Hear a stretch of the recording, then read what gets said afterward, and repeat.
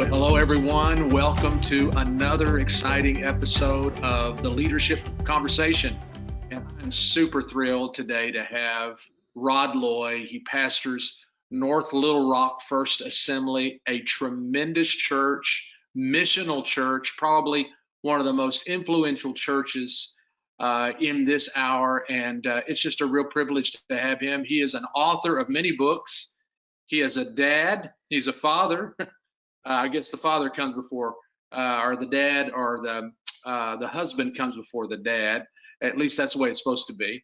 And he's a granddad, and I'm sure he's probably got some pictures on hand of those grandkids. But a real privilege to have you, Rod. Thanks for taking time to be on this call today as we're just conversing with tremendous leaders like yourself. Thanks for coming on. Thanks, Darren. My honor to be with you today. Yeah. Hey, listen, tell us how you're doing, and have you found any in-house ski slopes or Florida beaches that someone's come up with during this quarantine out there? We are hanging on. I have yet to find like the McMansion tree houses or anything like that I'm seeing online, which would be so amazing. I think some people expected this would be easier, not having physical services. And I can't remember a stretch of working more hours with more stress and more challenges, but we're holding on and doing okay. And our tech guys are working 80 and 90-hour work weeks. Wow. They are stretched to the max, but the Lord's still doing good things. Yeah, significantly new busy for a lot of folks I've seen. Very much so. This does not feel like a break in any way. So maybe you're looking for vacation when it comes to, quote, what normal might be here in the days ahead. When whatever the new normal looks like, I will be looking forward to an opportunity to spend a couple days on a golf course and turning off my computer and not doing Zoom calls all week long. I think we're getting video fatigued, maybe just a little bit along the way. Hey, thanks for coming on. Hey, is there any interesting, inspiring book you've been reading through this quarantine that you might want to share as a resource out there to some folks, besides your own books? Hey, it's not bad to read our own books. Yeah, my problem is when I read my own books, I'm mad at myself for what I didn't say, or I read it. It's kind of like when you watch yourself preach. Yes. That's, you watch yourself and you just agonize over everything you said that you shouldn't have said and everything you didn't say that you should. Even though you think you can go back and re-record it, you get it wrong every time, is what I've learned. Totally with you. I've been reading Unoffendable by Brant Hansen. Unoffendable. Unoffendable. And okay. it is really, really challenging. Every year I pick a book of the year. It might end up my book of the year for this year. Wow. I mean, just challenging the thought that there is such thing as righteous anger. And come on. Challenging culture, but particularly Christians, how easily we're offended by sin and how easily we're just offended by other people. It deconstructs your right to be offended in a powerful way. I'd like everyone in my church to read it so they'd come back to a different church a different way. It's amazing. Wow. I was watching you guys early on, and it was really interesting to me. I saw some posts along the way when they began to roll out or just give some information about social distancing and quarantine. And I saw you guys talking about what would it look like if we didn't do church like we're doing it now. There was some posts similar to that. And when I read it, I thought, man, I think those guys are a little too ahead of this conversation. And then whammo, you guys nailed it. Well, you were thinking ahead, you were processing. Man, I just want to know. I think it'd be very interesting to know exactly what you guys were thinking as a team, you as a leader, early on, because it did appear that you guys were a little ahead of the game, maybe in what you were thinking. You were projecting quite well, and you nailed it. So, man, let us in on what you were thinking, what was in your head, what you guys were talking about behind closed doors, if you could. Yeah, I don't claim inside information or that God shows me everything. I think he certainly illuminates truth. But we do a lot of strategic thinking, and Yeah. thinking time we consider working time. And so That's a lot of times it's activity keeps you from thinking. And good. so we build best case scenarios and worst case scenarios and medium case scenarios, and then try to look and forecast which do we think is most likely. In this particular case, as we looked at it and just kind of the trajectory, we felt like, okay, we need to be asking questions more for that worst case scenario because Mm, it's more likely than medium or best case. And wow. so when it came, we were we were poised to make our change because we'd already worked through the emotions of it.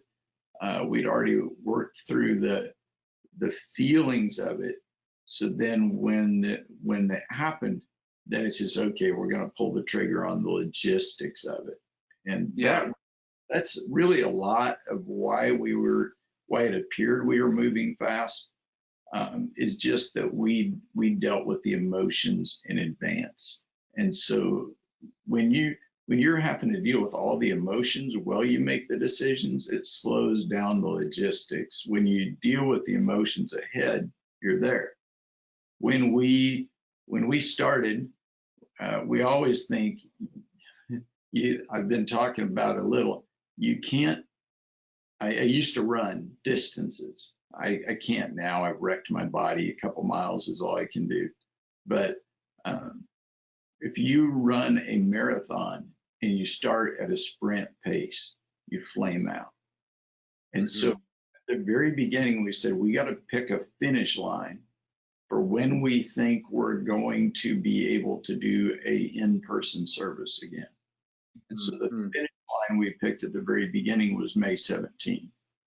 And so let's set a pace with May 17 in mind. That's the next time we think we're going to be together.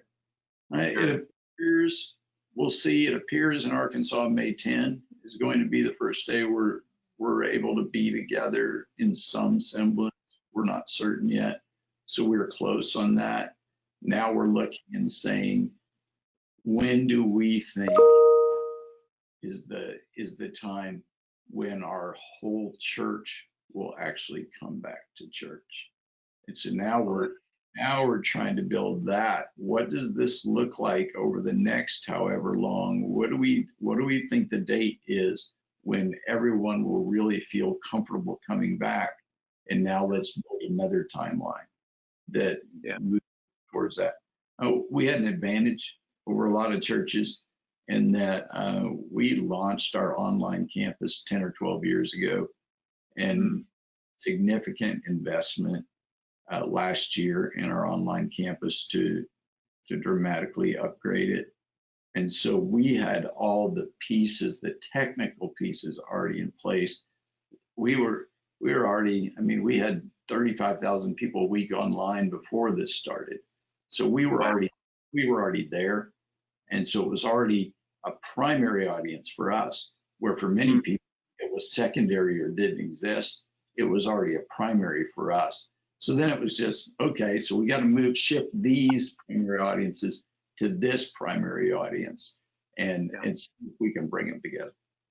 Yeah. Which leads to another question that I was thinking of in our conversation today. So you guys are and have been tremendously missional over the years and influential in that regard. How has this impacted your decisions moving forward? Obviously, you have thought strategically. You talked about how activity really hampers thinking sometimes. It roadblocks it. So you've thought a lot. You've strategized a lot. Obviously, the missional dynamic, having online church many years ago, you started that. How has the missional aspect influenced your decision making moving forward? I've been really concerned about that because the natural inertia of an organization in crisis is inward. Hmm. That's the way we're wired as people. So if you are sick, you're selfish. That's especially if you're a man. If you're sick, you're selfish. You're not thinking about other people. You're thinking about how bad you feel, how Yeah. fast you want to get better, and how you can get. And that's just the natural uh, reaction of a human. That's the natural inertia of an organization to turn in and protective. And so we've forced ourselves to do some things that are counterintuitive that would keep us thinking outward and Hmm. thinking about others. So in the middle of this, um, we launched a new online campus. I can't talk about it. It's odd. It's online, but I can't talk about it online because it's in a restricted country. But Wow. one of our most aggressive um, partnerships in reaching place where the gospel's never been. We launched that in the middle of this because we can't let the crisis and fear about finances keep us from reaching out. And Oh there man. there was a point in this journey where I was spending too much time worrying about the money. And Hmm. so our one of our leadership team members just approached me and said, I think we need to do something different. And I think we need to invest in some other churches. I know it doesn't seem like the right time, but we need to do it. And man, it changed everything for me when I just spent 3 days going and giving it away when everything inside me said, we need to keep this, we need to hoard, we need to hold and hoard. Wow. And but we know that's not the way. We know open-handed, open-hearted living is Hmm. what the Lord blesses. But man, in this case, that was a little more challenging. So those outward focused things, and then it's okay, how do we help the congregation be outward focused? So Wow. Little Rock is an area with lots of hospitals. So this week we took a special offering to buy cupcakes for healthcare workers. And Oh, so we are delivering cupcakes and in individual boxes with stickers on it, and wrote a song and did a video. So it points them to the video, and the cupcakes are amazing. I mean, they're from a gourmet place, and we're delivering, over 2,500 cupcakes this week, and just saying we love you. Well, I know that sounds cheesy and it's simple, but it let everyone in our church have a chance to be outward. $2.75, you can be a part. So we needed things that don't make us think about, woe is me, how bad is our situation. That's, if we look at the early church, they were being, when first and second Peter was written, Christians were being burned at the stake to provide light for Nero's parties. And there wasn't an excuse to draw in and think only about yourself. So wow.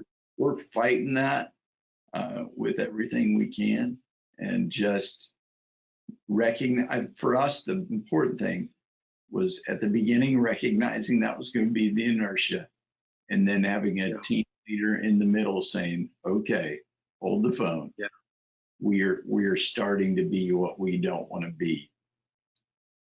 Time to give away money. Time to do what Wow. doesn't come natural to us. Yeah. Counterintuitive in so many ways. But our perspective changes when we do that, right? Because it goes from obstacle to opportunity. So instead of seeing all of the bad, filled with bad news around in our culture, we see the good news and opportunities that we can be involved in. That's beautiful, Rod. I appreciate your leadership in that way. Now, I've always done that individually.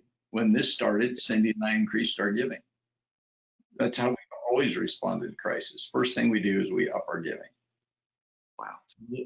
Strangely, it's a little more difficult for me to do for the church because I don't see my money as my money. So you give it. But for somehow it's the church money, all of a sudden I'm thinking about other families and other people, and it's a little more challenging for me, but we got there. I think we're in the right place now. Yeah, that's beautiful. Obviously leaders deal with challenging times, not just this one. And obviously other challenging times prepare us for challenging times like we're dealing with right now. What have been some practical ways that you have navigated personally through challenging times and have led others through and on the other side of that challenging time? Well, I wrote a whole book about it. My most recent book, Help, I'm in Charge, is just a story of my leadership journey. And one thing that really helps me is I chronicle my mistakes. And so the book is filled with it, I think, on paper. And so I do that and write it out, and here's where we're at, and here's what I felt in this moment. Here's where I was going through. That helps me process well. Darren, at the start of this, I sensed an opportunity for the church. And I told our team, we get a free look. Now, I understand it's not free, but we get a free look at what our church would be like in persecution. Wow. That's the church in Eritrea. That's probably been a decade ago where they found out, early in a week that the next Sunday would be their last Sunday they'd be allowed to meet together publicly. Think about it. Then persecution began. So if we can't continue to love and care and be outward in this, if we can't be committed in this, what are we going to do if persecution comes? So we get to find out. We get to find out ahead of time. For me, it's a lot of it is reframing the crisis at the beginning of it. Many times at the back of it, you say, "What did I learn?" At the beginning of it, I want to say, "What am I going to learn?" Oh, wow. Good. Crisis, what are we going to learn? We want to learn these competencies. We want to learn these ways to think. What are the parallels to this that can help us? And so for us, it was persecution. I'm not persecution. Jesus did. So it's coming. And Jesus predicted it. So we know it's going to be there. And wow, this has been a trial run for what it would be like if we're not allowed to meet together. And so we've learned some really, really valuable lessons. And that's painful to think about or even forecast, but you're absolutely right. Jesus promised it. Jesus told us that it would. So it's coming.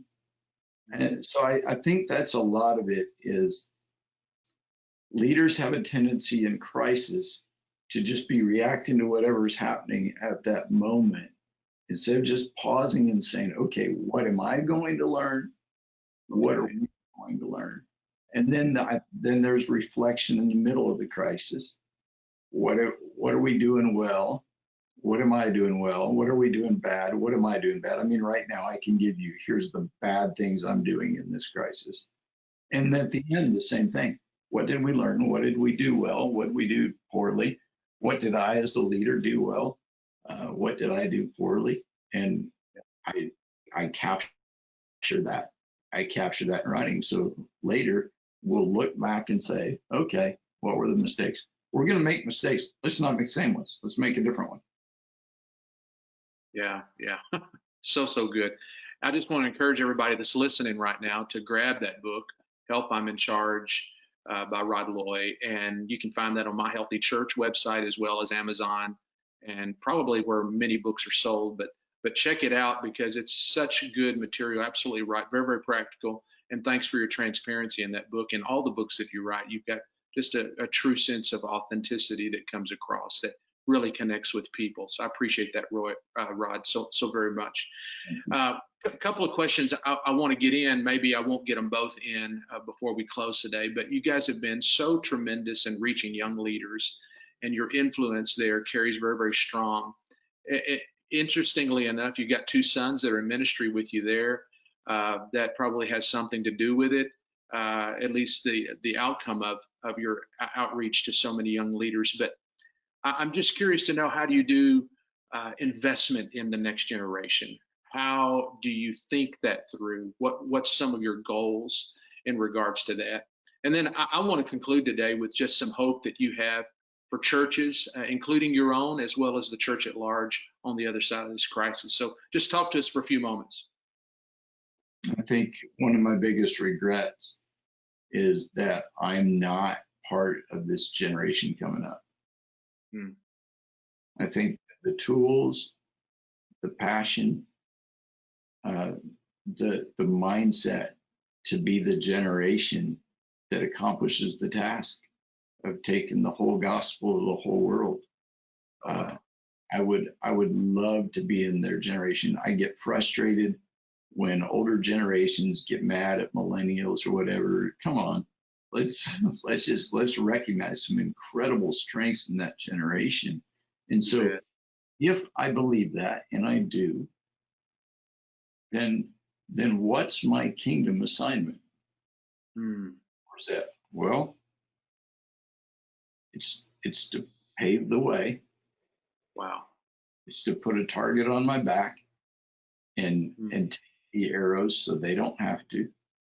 If there's any way I can make myself a target instead of them, I want to, because I want them to be able to fully do what God's called them to do and not be stifled by people who are threatened by the way they do it. And so I would rather put myself out there. And I do. I take a lot of shots because of my love for and investment in this younger generation. Every shot's.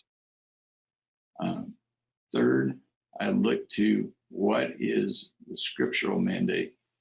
If I look to the example of Paul and Timothy, Paul didn't go look for other people of his same place in ministry or life. What did he do? He said, I'm going to strategically invest.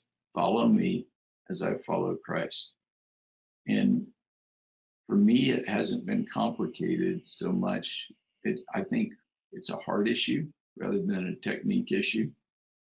And when it's your heart, it's whatever you love, that's where you spend your time. I love this generation, and so that's where I spend my time. And so on Wednesday nights, I haven't been in our Wednesday night service in years. I know where it is. I have no clue what they do. I have no involvement in it, planning, direction, anything. I'm a youth staff member. I'm not there to investigate. I'm not there to evaluate. I'm like any other youth staff member, and I'm hanging out with students and I'm listening to them and building relationships. We start identifying our stars, the people we think that God has a special call and hand on their life in third and fourth grade. And then part of my role is I need to start building relationships with them at that age. Wow. I want to be in their life for their whole life to help shape their life.